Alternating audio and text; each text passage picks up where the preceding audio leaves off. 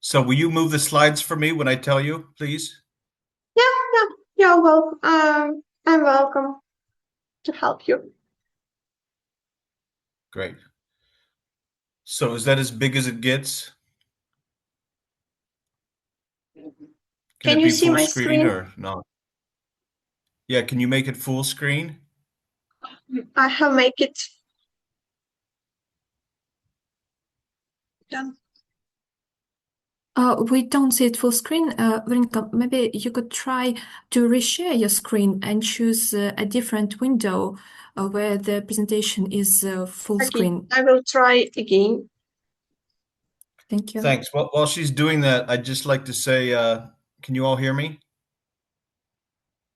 Yeah, we can. So I'm wearing my Vishivanka, as you can see. Okay, I'm ready for Vishivanka Day. I got this as a gift several visits ago. Um, I'm currently in Ukraine, but in Western Ukraine, in Ivano-Frankivsk. And this is the fourth stop. I'm on a Ukraine tour, like a rock star. So I started in Ternopil. I'm finally pronouncing it correctly, I hope. I usually said Ternopil.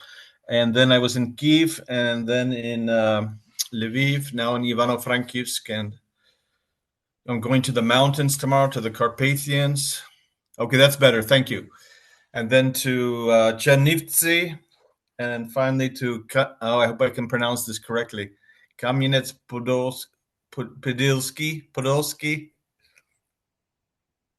Someone help me. Kamenets Podilsky. Podilsky, yes.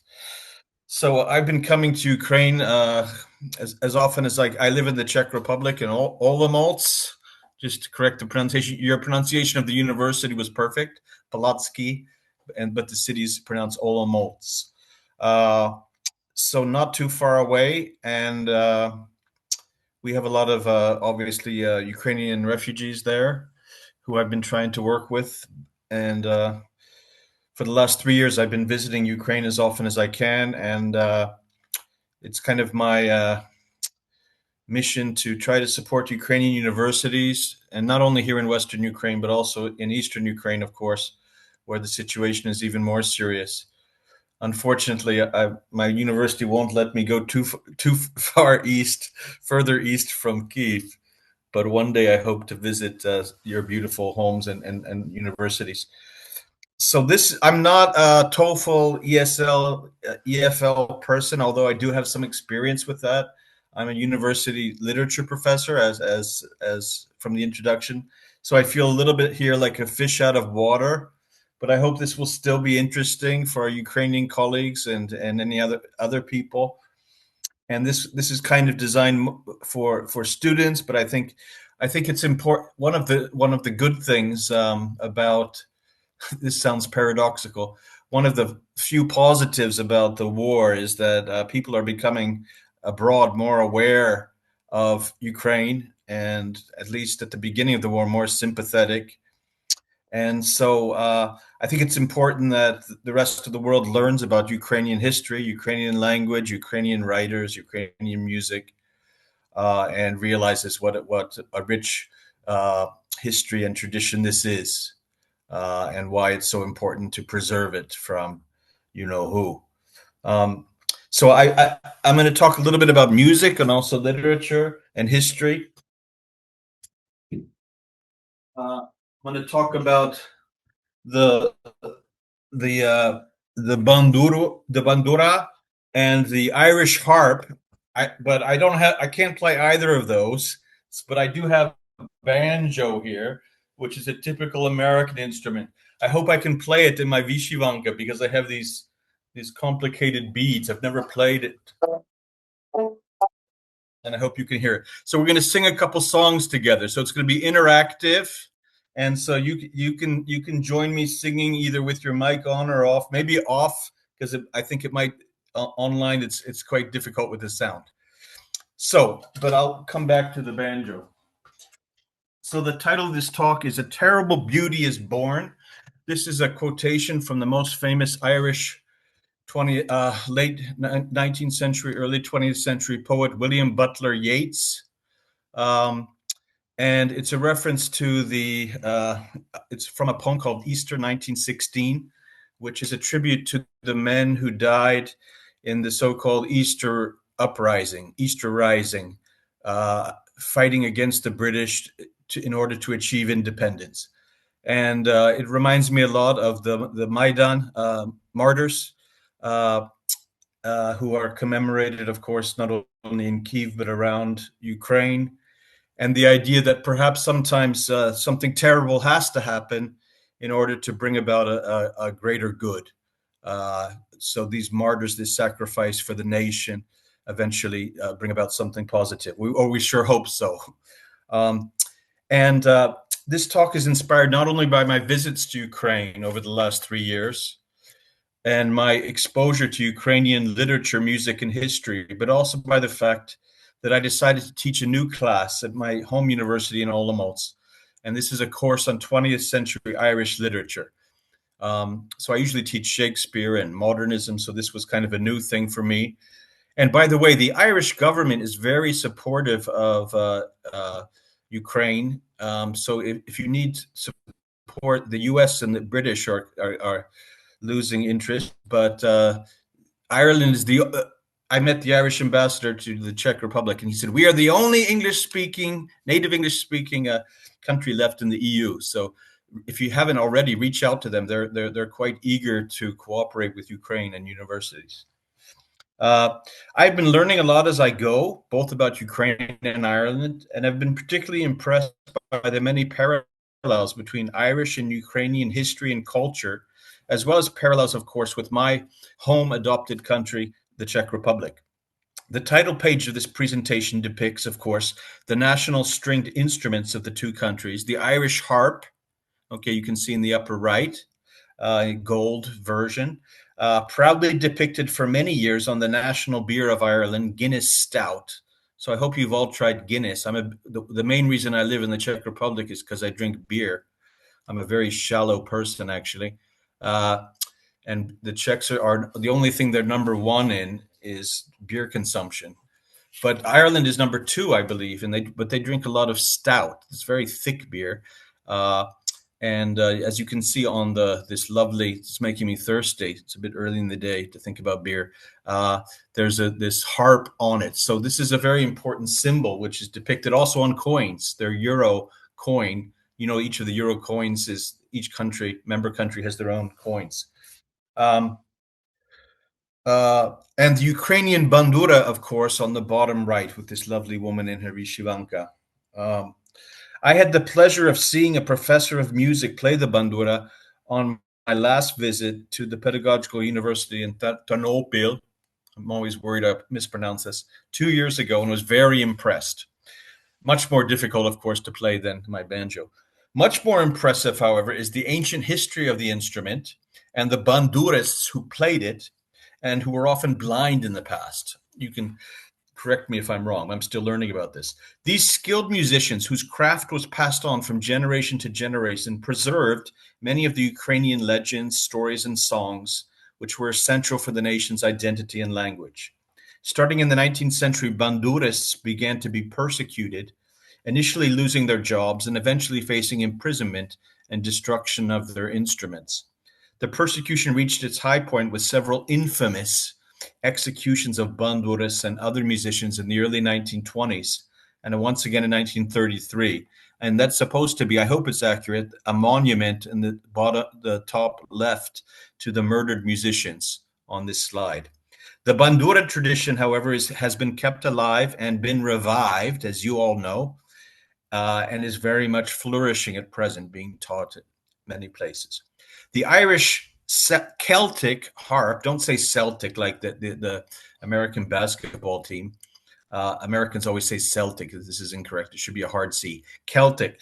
The Irish Celtic harp also has an ancient history and was played by harpists and highly respected by their nobility as the bearers of Irish culture and history. With the colonization of Ireland by England in several waves, starting in the 12th century, the Irish harp became one of the many symbols of Irish identity, language, and culture, which the colonizers found subversive and problematic. Queen Elizabeth I, not the second, famously declared in a proclamation from 1603, quote, I won't try to imitate her accent because I don't know what she sounded like. Hang the harpers wherever found and destroy their instruments. Hang the harpers wherever found and destroy their instruments. So, I teach Shakespeare, and we always think of Queen Elizabeth as a wonderful person, patron of the arts, but she was certainly no hero to the Irish. Okay, on the contrary. The harp consequently became a powerful symbol of Irish resistance to English rule and suppression of all things Irish, especially Irish culture and language. As with the bandura, the harp has survived and even has been included on the so-called representative list of intangible cultural heritage of humanity of UNESCO in the year 2019. Next slide, please.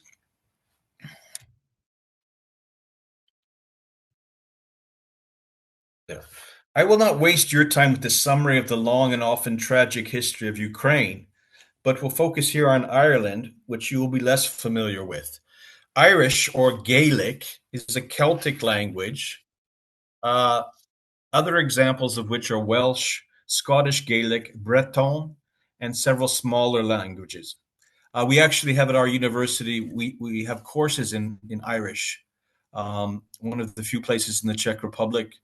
They also have it in Slovakia. It's not a very useful language, but who cares? And so, we have a professor, a Czech, my friend Radvan Markus, who actually translates from Irish into Czech. So that's a real talent. And he even writes literary criticism in Irish. So it's a Celtic language, and of course, knowing English doesn't really help you. I mean, there are certainly some borrowings, but it's not a Germanic language. It has one of the longest written histories in Northern Europe, with texts dating as far back as the 7th century. It was originally the native language of the entire island, only to gradually lose ground to English starting in the 17th century in particular, as Ireland was colonized by the British and more or less enslaved. The Republic of Ireland has been an independent country since 1949, although part of this island, Northern Ireland, is still part of the United Kingdom. Northern Ireland has experienced years of conflict between Protestant, so-called loyalists to the British Crown, and Catholics, most of whom would welcome unification with the rest of Ireland. I'm simplifying this a bit. Of course, some people are neither of those, and it's quite multicultural as well. But this is the main thing. So you often hear about the loyalists, sometimes called the Orangemen, and the Orangemen tend to be the radicals, and then of course the Catholics, and of course the more radical branch in the past was the Irish Republican Army, also known as the IRA. The sectarian violence between the two sides, which has thankfully subsided over the last 25 years, is known as the Troubles. Although I'm not, and you probably know some Irish music, for example, if you know U2, their song Sunday Bloody Sunday is about one of the worst attacks of the Troubles. Although I'm not equating the current Russian invaders with the British in Northern Ireland, the parallel between the situations is apparent. The Irish language logically survived the most, although to a much lesser extent than Ukrainian, in the West. So here you also have a parallel, right? As you know, Western Ukraine is the Ukrainian language is stronger than Eastern Ukraine for various reasons. And of course, in Ireland, the most prolific Irish speakers were actually on islands off the coast of the west, off the western coast, especially the Aran Islands. So the closer they were to England, the more English they became. They even used a kind of insult for Irish people who spoke English. They called them West Britons. Okay, West Britons. So you could argue that we know very well, we don't need to dwell on this, that Ukraine is occupied, but most Irish would say the same thing. that their country is occupied, that Northern Ireland, that they would like to have a unified Ireland. And I agree. I hope one day there will be unified Ireland. I hope Scotland will leave the UK and will leave England and Wales to get on with it. Maybe I'm from California. I'd like California to leave the USA, but I'm not going to talk about that. I'm not going to mention Trump. I promised to myself to keep quiet.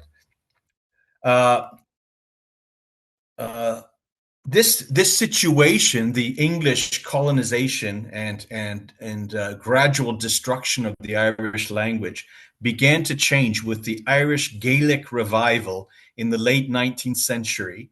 And currently, every Irish child learns at least some Gaelic in school, while other regions continue to be native Irish language areas. And if you go to Ireland or Wales, for that matter, all the place names will be in Irish and in English, okay, or Welsh, yeah. And I have a grant now from the Irish government, so they always send me an email which starts in Irish, and I don't know Irish, so I have to scroll down to the English bit. Returning back in history, next slide, please. Returning back in history, however, to the process of colonization, place names were gradually replaced by English names, and family names often met with the same fate. Names starting with O, meaning descendant of, like O'Connor, and Mick or Mac, son of MacDonald, began to be replaced with more English-sounding names. This process is documented in a play from 1980 by the playwright Brian Friel. You can see the cover of the published edition and even the sign in Irish and in English of Donegal, this region of Ireland. This process is documented in a play which takes place in the northwest county of Donegal in the year 1833. It dramatizes the arrival of a group of English land surveyors working for the British government to a village in Ireland and their work at mapping and translating everything Irish into English. Although all the actors speak English, the Irish characters are supposed to be speaking Irish and the English. One of the Irish characters acts as an interpreter. The play ends with the mysterious disappearance of one of the English, seemingly murdered by members of the Irish resistance. Friel's text is considered a seminal so-called post-colonial work as it depicts the beginning of the erasure of Irish identity and its replacement with things English. This has obvious parallels with Ukrainian history and the Ukrainian language. And I learned this upon my first visit to Ivano-Frankivsk. This is my Ukrainian home, although I'd like to visit lots of places. My first visit, I of course mispronounced. I said Kiev and Lvov instead of Kiev and Lviv. Or when I wanted to buy some vodka and I was told they don't say vodka but horilka. So now I drink my horilka, not my vodka. And I recently learned not to say Chernobyl but Chernobyl. It's an O sound, right? I'm working on it. Friel's play has been translated into a number of different languages, including Czech back in the mid-1990s and recently even into Ukrainian. The play was translated and staged at Lesia Ukrainka National Academic Theatre in 2023 and met with great acclaim and appreciation. It obviously spoke to Ukrainian audiences. You can see here on the slide the poster, which was I actually saw when the first time I went to Kyiv. I saw the poster and I sent it to my friends because they often work with this text. And right now I'm working on an academic paper with a colleague from Ternopil about the Ukrainian translation and staging of this play and why it was so interesting for Ukrainian audiences. And last week we actually went to Kyiv and we saw the last performance of this play in Ukrainian. These are some of the actors in the slide, because the main actor who at the end of the play, his character has to run away because he's accused of killing one of the English invaders, has decided to go to the front. So you had this crazy, quite moving parallel between the character in the play and the actual physical actor. I can't remember his name right now. We'll mention his name in the when we published the paper. But we also interviewed the director and his assistant, and we got some insight into how they did this, because we were especially interested in how they were going to stage when the characters, all the actors are speaking English, but it's supposed to be Irish and English. So will they, and especially the place names, will they translate the place names? They decided not to translate the place names, but other translations into other languages did translate the place names. But apparently there was a Belarusian version of this, which didn't last long, not surprisingly, where the English spoke Russian and the Irish spoke Belarusian, which is also interesting interpretation of erasure. As you know, the Belarusian language is really struggling for survival. One of the actresses in the Kiev troupe, Irina Buchko, commented as follows in an article from the Irish Times, quote, "This play is about us, about everything that is currently happening in Ukraine," end quote. So this is, and very interesting also is that this production, the Ukrainian production, was actually brought with the support of the Irish embassy and government, was brought to Dublin and was performed at the Irish National Theatre, the Abbey Theatre. And it was staged in Ukrainian with, again, English subtitles. I don't know if they had Irish subtitles too. So you had this kind of coming to Ukraine and going back again. So it's the play is very interesting and intriguing, and demonstrates, I think, this parallel with the language situation. Next slide, please. I would now like to discuss the most traumatic and painful event in the two nations, famine, the Holodomor. Again, there's no need to discuss the details of this in Ukraine from 1932 to 1933, amongst others, which killed up to 5 million people, along with other several 100,000 ethnic Ukrainians in Kazakhstan, for example. But this tragedy has been depicted in novels such as Maria by Ula Samchuk, I hope my pronunciation isn't too bad, published in 1934, and in The Yellow Prince by Vasil Barka from 1963, and other texts. I've been reading some secondary literature about this. Both of these novels were published abroad, understandably, due to Soviet censorship. So I'm working on another academic paper with a colleague from here, from Frankivsk, and we've decided to focus on Maria by Samchuk, because there's an English translation, official one. The Great Famine, or the Great Hunger, the worst of the Irish famines from 1845 to 1852, brought about the deaths of around 1 million people and the departure of around 3 million more, mostly to America, halving the population of the island from around 8 million to 4. So the numbers weren't as high as in Ukraine, but of course, Ireland is a much smaller population. So now, of course, we have many more Irish Americans than there are Irish. I should also mention, of course, that one of the big questions I was just in Kyiv on the same visit, and I saw this with some Ukrainian friends. I saw a statue of Mikhail Bulgakov, the author of Master and Margarita. And I said, "Oh, that's so cool." And they're like, "Oh, is it cool? He's a Russian." So I've started to realize that this is very difficult about who is the Ukrainian, identity. And when you talk about Irish, it's the same, because a lot of Irish writers are not Irish, they're Anglo-Irish. Oscar Wilde, George Bernard Shaw, Jonathan Swift, none of them are Irish. They're descendants of the landed class. But many of them became real Irish patriots and even learned Irish. So this is it's a very tricky thing about who is actually Irish. Okay, and nowadays, of course, you have it's a multicultural country, so you have people, Arab people learning Irish. Why not?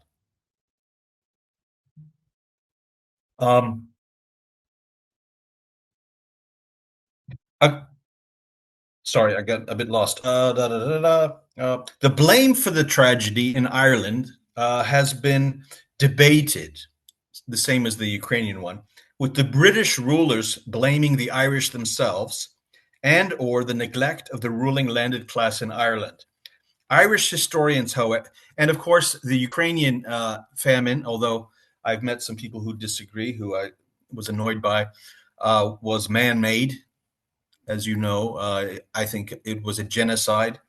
The Irish famine was initially a natural disaster because of a potato disease, but it could have been prevented by the British government. So it was man-made as well. It was convenient because the British, the English, I should say, not the British, the English wanted to get rid of the Irish and break the Irish spirit and culture. Irish historians, however, rightfully, in my opinion, refer to it as a genocide with the blame fully on the ruling powers of Great Britain. The famine has been depicted in a wide range of texts, including the powerful novel entitled just Famine by Liam O'Flaherty. You have it on the slide on the top left, from 1937, which I recently read and would like to write about, and William Carleton's The Black Prophet, written in the middle of the horrors of the famine. A comparison of these works would be of interest, not only because of the intrinsic value of the novels, but also to explore how the authors faced censorship from the respective colonialist powers interested in suppressing the truth about the horrors endured by the respective nations. We decided yesterday over lunch, my colleague and I, to focus on Maria and the main character of Famine. Her name is Mary, and they're both young women around 20. And we want to focus also on how both Ukraine and Ireland have this tradition of the nation as a woman. Okay, so these kind of female characters in the text who survive the famine and kind of continue life, or look at the symbolism of their characters. Next slide, please.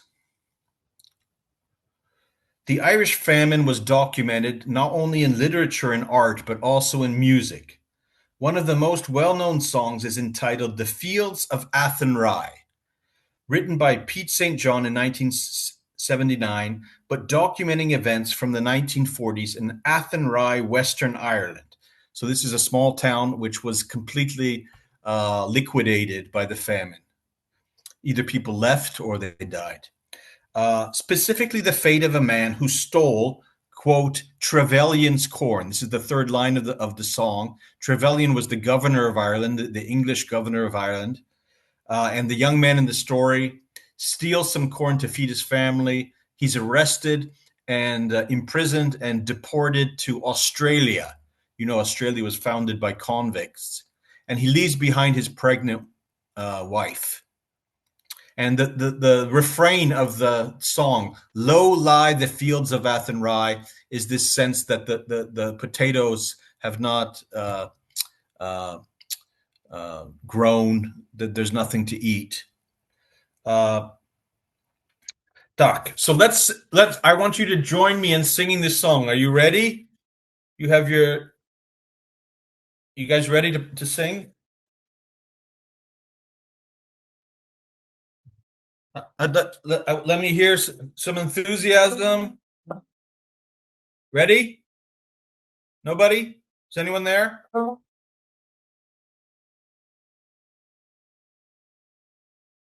you ready to sing?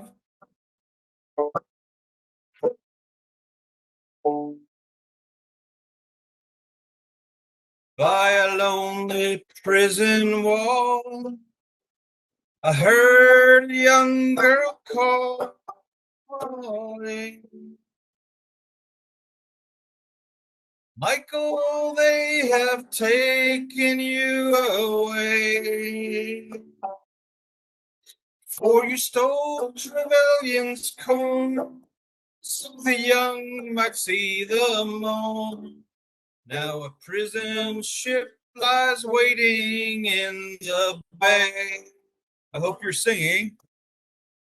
Low lie the fields of Athenry, where once we watched the small free birds fly. Our love was on the wing, We had dreams and songs to sing. It's so lonely around the fields of Athenry. So the first stanza is from the woman's perspective. Now we hear the boy's story.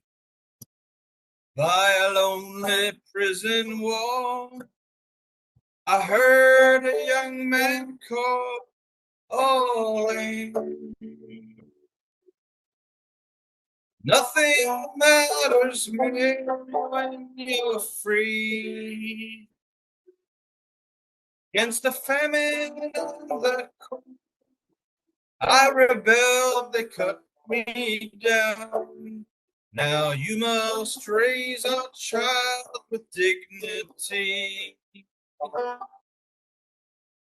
Lo,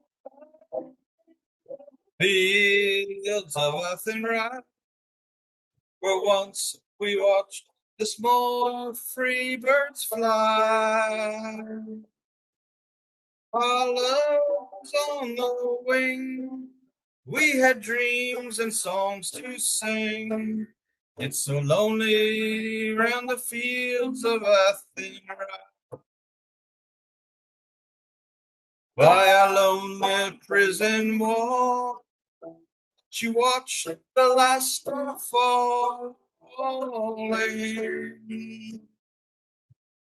As the prison ship sailed against the sky,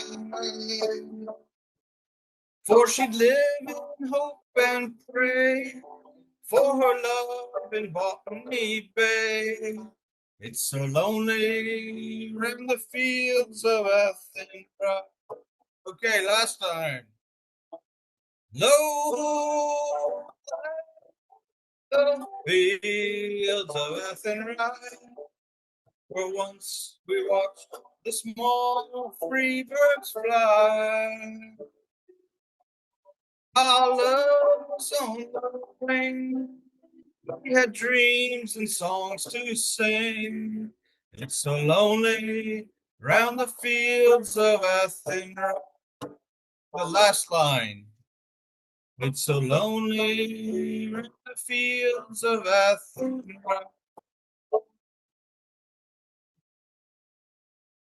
Woo.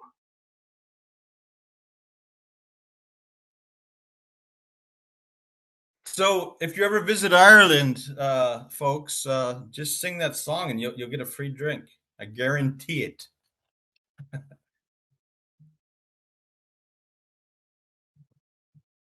So it's a lovely song, but obviously also very tragic, to say the least. Documenting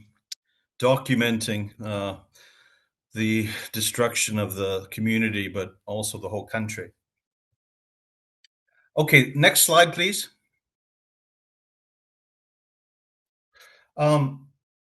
Right. How am I doing for time, by the way? I think we started a bit earlier. So I won't take up the original slot, but we'll see if we have some discussion. Writers have been instrumental, of course, in the respective national revivals in both countries. Most famously in the case of Ireland, in the personage of William Butler Yeats, who I already mentioned, and Lady Gregory. Ironically, both of them, as I mentioned earlier, were of Anglo-Irish descent. In other words, descendants of the colonizers. On the top slide is the one of the first theatre bills for productions at the National Theatre of Ireland, which included a play by Yeats, by John Millington Synge, and Lady Gregory. And the present day kind of stereotype of Ireland, of course, is leprechauns. You know, leprechauns. These are these short, bearded men who often are very fond of money. And if you catch one and torture it a bit, it should lead you to its pot of gold. But be careful because they're very tricky. Of course, another image of Ireland is the shamrock, is the three-leaf clover, which, according to legend, was the way the patron saint of Ireland, St. Patrick, explained the concept of the Holy Trinity when he Christianized Ireland, and also scared all the snakes away. This is another legend. I don't think snakes even ever lived there because it's not very good snake weather. I like snakes, so I don't. I like islands, but I wouldn't move there. Uh, Lady Gregory was a Protestant Anglo-Irish landowner who dedicated her whole life and her fortune to reviving the Irish language. She taught herself Irish, or she attended courses, and she began writing plays about the peasants, the local people, showing the beauty of their lives and dignity.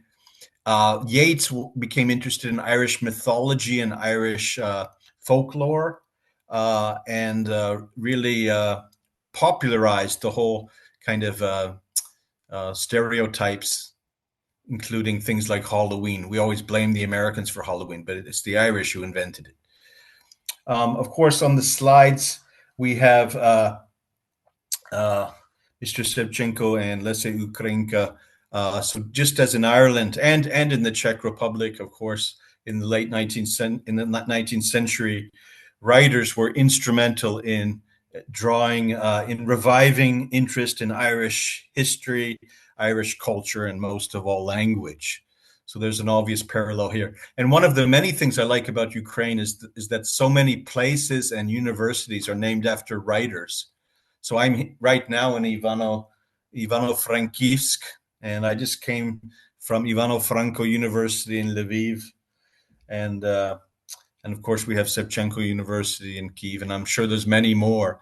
So I think this is very cool, not to name it after politicians or business people, but after writers. Next slide, please. The Republic of Ireland is currently a proud member of NATO and the EU, and is known for its progressive politics and support for Ukraine. It experienced an economic boom starting in the 1990s, known as the Celtic Tiger. It is now a multicultural nation with booming music, literature, and actors. For example, just recently, Jessie Buckley, this female actress, won an Oscar for playing Shakespeare's wife, Anne Hathaway, not the actress. But in the film and the book, it's based on, she's Agnes. In the film Hamnet, which I just saw a Ukrainian translation of in Kyiv, which is based on a novel by the Irish novelist Maggie O'Farrell. This novel about Shakespeare is written by an Irish person, and it stars two Irish people. One, I forget the guy, Paul Mescal, something like that. He's Irish actor, plays Shakespeare. Very powerful book and film, I recommend. Oh, by the way, I forgot to mention, if you're interested in the Troubles, I'd recommend for your students a TV series called Dairy Girls. Not dairy as in dairy products, but Derry. In Northern Ireland, it's a city, second biggest city in Northern Ireland after Belfast. In English, in the UK, they call it Londonderry, and the Irish say, screw that, just Derry. But it's about girls at a secondary school, Catholic girls' school, growing up during the Troubles in the 1990s. And it's very bittersweet, lots of tragedy, but also the way comedy. Yes, okay, yes, Elizabeth is recommending it. It's very, and there's a new TV show about older women, which I haven't watched yet, and I can't remember the name, but by the same director. But Dairy Girls is brilliant. It's so funny. And one of the girls is actually a boy, because he's an English boy sent by his mother, kind of abandons him, and he's sent back home to Ireland. But since he's an English boy, they can't put him in the boys' school because he'd be beat up. So he becomes an honorary member of the Dairy Girls. And there's actually Ukrainians in one of the episodes. Has some kids, for young people from now I'm afraid how to pronounce it, Chernobyl, come to Ukraine. Come to Derry, and all the Irish are looking forward to meeting them because they think that these Ukrainian young people are going to be really like poor and like hopeless and helpless, and they're unpleasantly surprised when the Ukrainian kids speak pretty good English and are quite like cool, know something about sex and drugs. So it's kind of funny, this expectation. There's still, I think, in lots of parts of the world, even in Czech, who should know better, they think Ukrainians are kind of backward. And when I tell them that Ukrainians are actually very technologically advanced, like with your apps on your phones and these barcodes in every restaurant. They're surprised. I have mentioned my own current projects exploring parallels between Irish and Ukrainian literature, and I would encourage your students to investigate other comparative areas, not only with Ireland, of course. I would like to draw attention to one of the most famous poems by William Butler Yeats describing a key moment in history, the Easter Rising in 1916, which ended with the execution of a number of the leading Irish nationalists.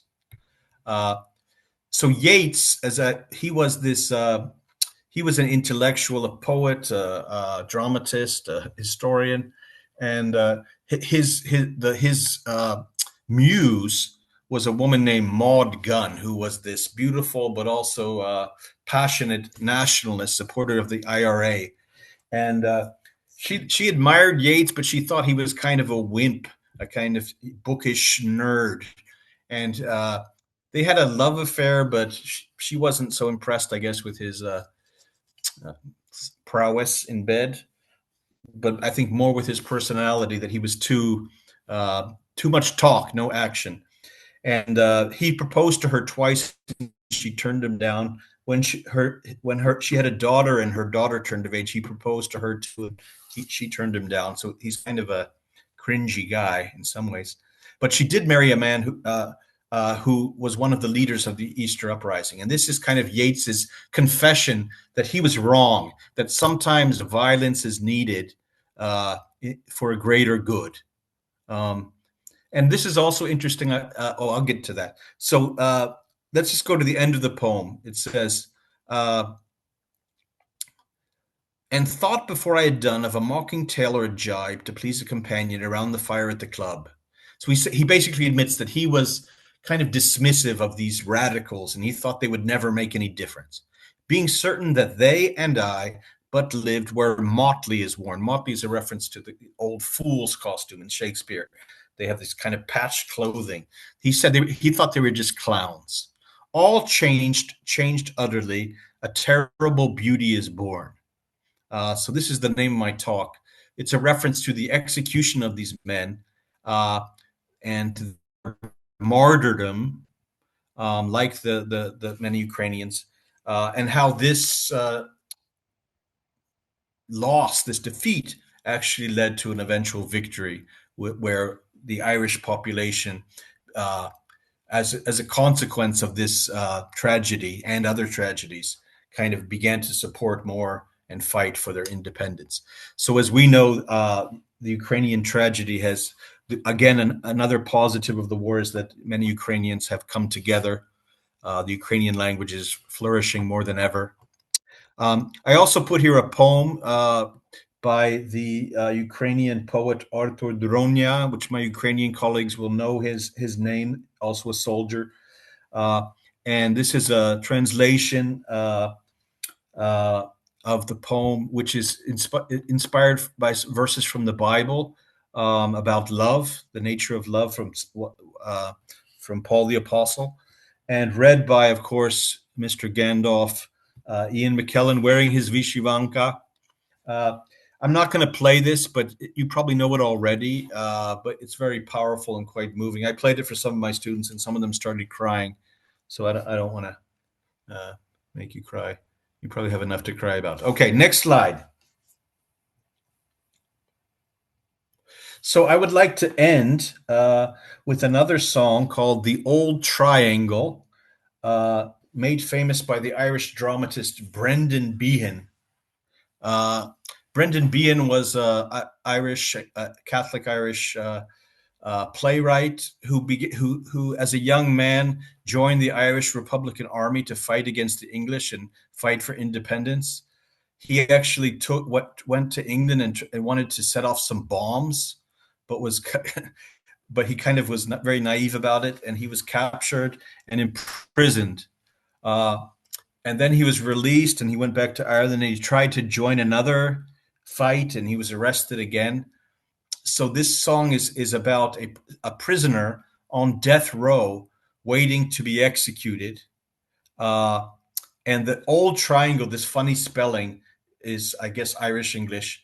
And it's a reference to the triangle, like you see in like cowboy films, like when they have the food is ready, they ring the triangle, kind of like the instrument in classical music.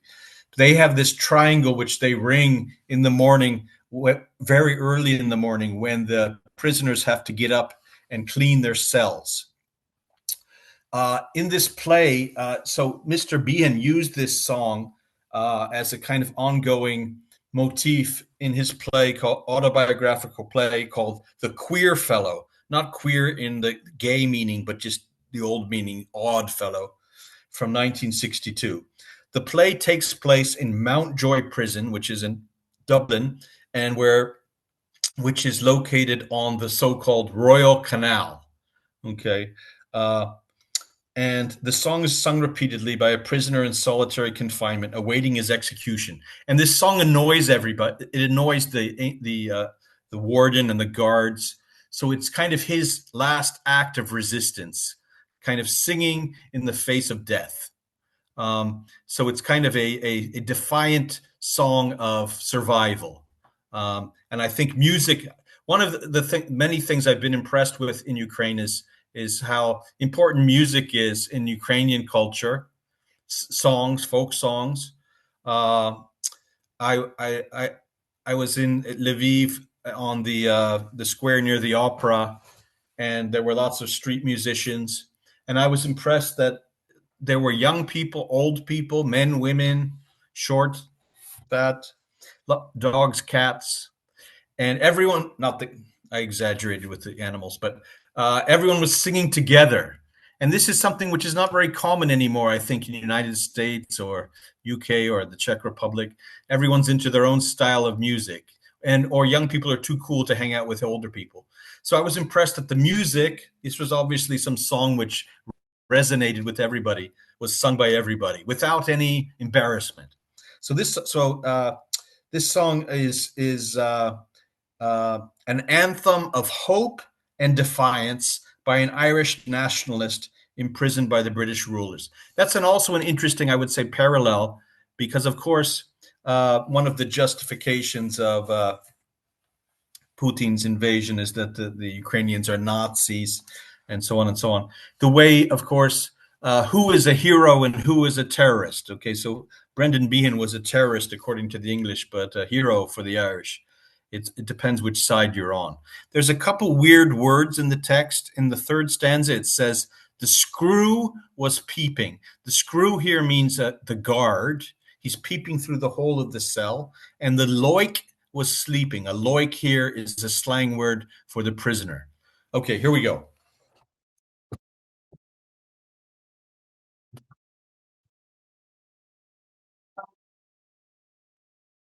And it says here, the old triangle by the Pogues.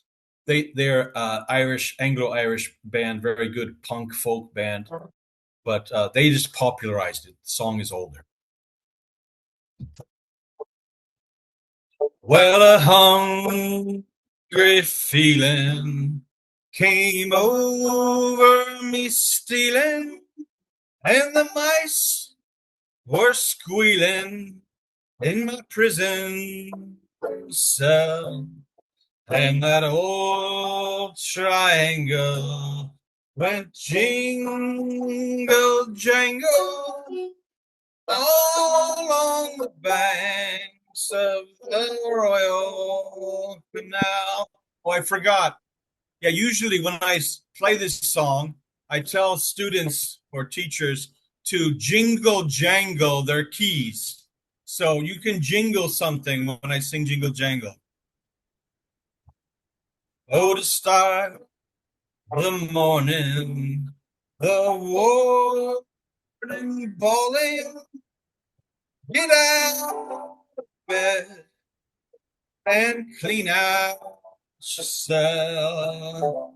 And that old triangle went jingle, jangle all along the banks of the Royal Canal. Oh, the screw was peeping, and the loik was sleeping, as he lay weeping for his girl, so in that old triangle went jingle jangle all on the banks of the Royal Canal. Let's skip to the last verse. In the women's prison, there are 70 women, and I wish it was with them that I did dwell. And that old triangle went jingle jangle all along the banks of the Royal Canal. All along the banks of the Royal Canal.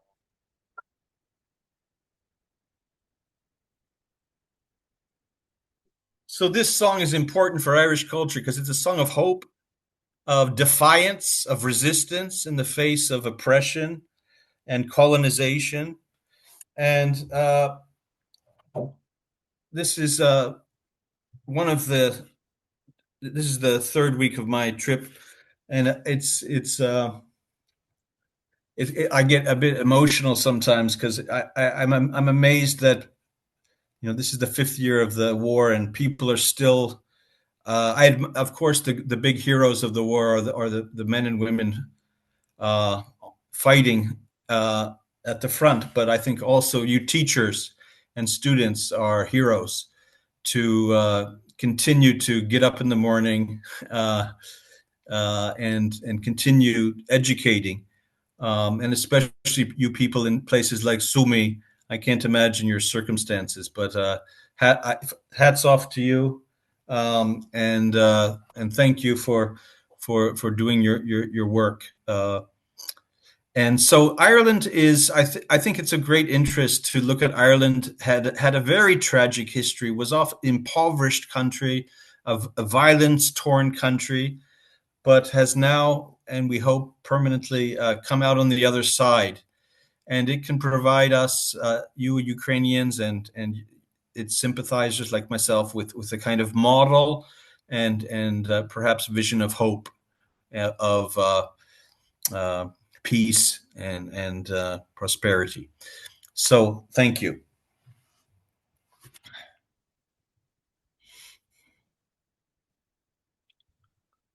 Oh yeah, there's my contact info if you want me. I'm trying to develop links between universities. So we have. I'm at the Faculty of Arts, but we also have a Faculty of Education, which we hopefully would be interested in cooperation. So that's our university and the town hall and my other contacts. Thank you, everybody. If you have any questions, I'm happy to answer, or comments.